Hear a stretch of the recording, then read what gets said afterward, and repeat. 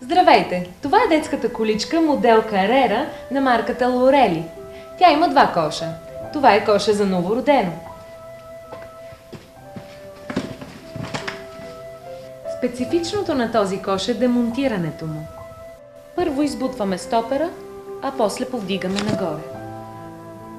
За да сте уверени, че коша е поставен правилно, количката е снабдена с индикатор. В момента той показва зелено. А когато кошът е изваден или е неправилно поставен, индикаторът показва червено. Вижте, дръжката се регулира с една ръка. Количката тежи само 11 кг, понеже конструкцията е алуминиева. Това я прави едновременно много лека и издръжлива.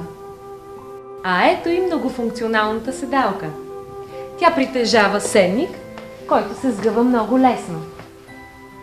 Той има прозорче за наблюдение на детето. Както и при другите модели, този е снабден с покривало за крачетата на детето. Той се сваля много лесно. Поставката за крачетата на детето е подвижна, което допълнително увеличава комфорта, независимо от растежа на вашето дете. За моите и принадлежностите на детето, количката има голям кош за пазаруване, както и чанта за аксесуари. Количката Carrera се управлява с лекота, а предните колелета са изключително маневрени. Те притежават стопери за праволинейно движение, а задните са снабдени с спирачка.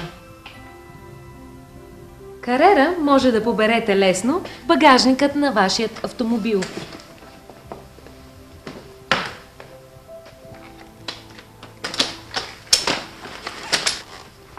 Това е моят избор – Carrera на марката Лорели.